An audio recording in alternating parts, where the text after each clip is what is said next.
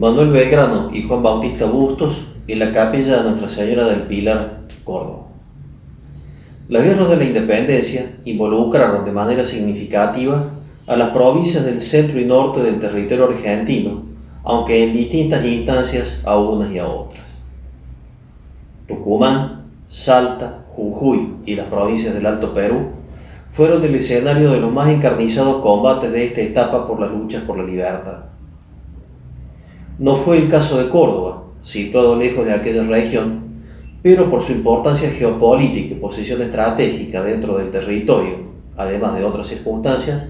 le tocó asumir un singular protagonismo en esta etapa de nuestra historia nacional. Aquí se fabricaron gran parte de las armas blancas y también de la pólvora utilizadas en distintas etapas y escenarios de la contienda, principalmente por el Ejército del Norte, pero también por el de los Andes, que llevaría las luchas por la libertad al vecino Chile y también al Perú. Las armas blancas se fraguaron en la antigua estancia jesuítica de Carolla, mientras que la pólvora fue elaborada en la propia ciudad, en el edificio conocido como Quinta de la Pólvora, en las afueras, hacia el oeste, y desde la capital mediterránea eran enviados a los distintos frentes de guerra, al igual que muchos otros pertrechos. Las acciones del Ejército del Norte se concentraron principalmente en el extremo septentrional del antiguo virreinato del Río de la Plata, que comprendía las provincias del norte argentino y las del sur de Bolivia, tal como se mencionó al principio. Dicho ejército estuvo al mando de varios generales, pero el más destacado de todos ellos, y a quien le cupo el papel de mayor importancia en este proceso, fue Manuel Belgrano, quien escribe las páginas más gloriosas de este momento de nuestra historia, llevando adelante lo más pesado y duro de la campaña, con episodios de gran dramatismo como el éxodo jujeño. En 1819, Belgrano, agotado y enfermo, es relevado del mando por causas diversas, pero seguramente la principal fue el marcado deterioro de su estado de salud, que habría de llevarlo a la tumba alrededor de un año después. En su lugar, se designa al general Francisco Fernández de la Cruz,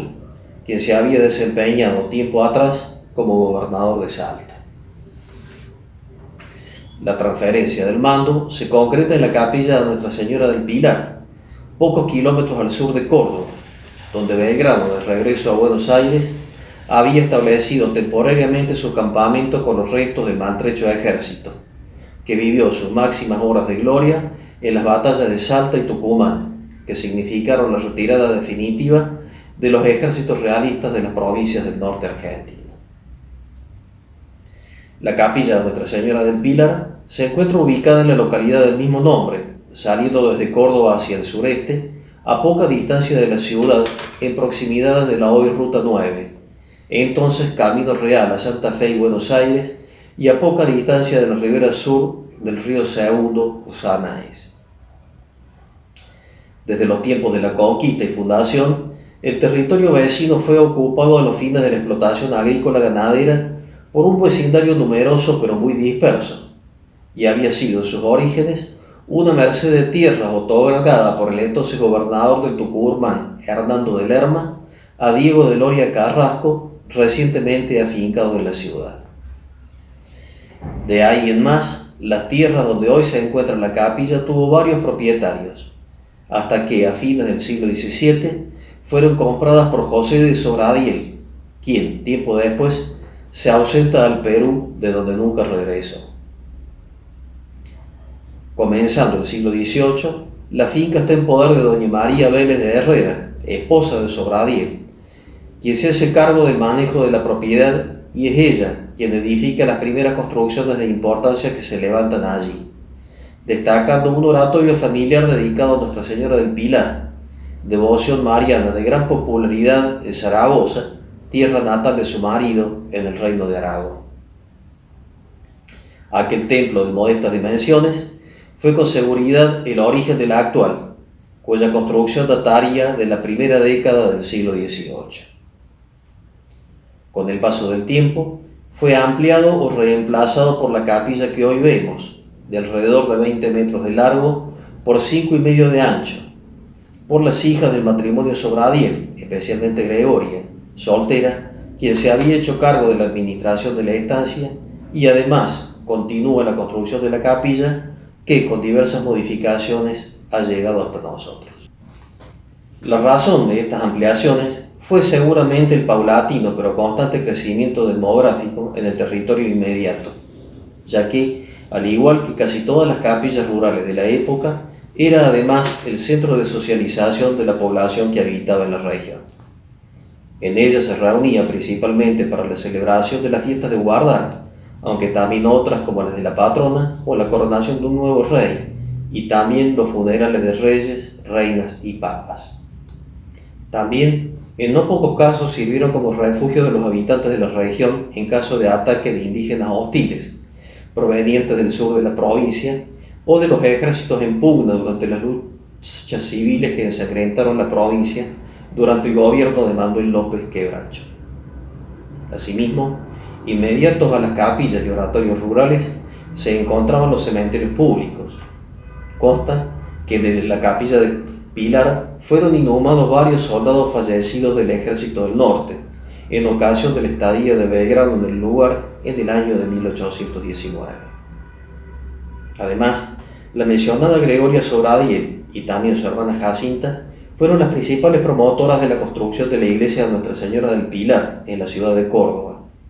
sede de la Hermandad de la Caridad o del Pilar, que se encargaba de asistir y dar cristiana sepultura en el cementerio de dicha iglesia a los indigentes y condenados a muerte. Volviendo a la capilla objeto de este estudio, en su testamento, redactado en 1745, doña Gregoria deja establecidas unas mandas a los fines de la continuación o reparación de las obras de la capilla que estaba ya terminada o casi terminada. Años después, la estancia, con su capilla incluida, pasa a poder del monasterio de San José de la Orden de Carmelitas Descalzas, y éstas, a su vez, la venden a Antonio de la Quintana, a quien suceden otros propietarios, destacándose el padre Juan Isidro Fernández, del clero secular, y Francisco Ignacio de Cabrera, quien la posee hasta finales del 1800. La capilla es de nave única, con presbiterio y coro alto, y está construida con adobes sobre cimientos de cal y canto.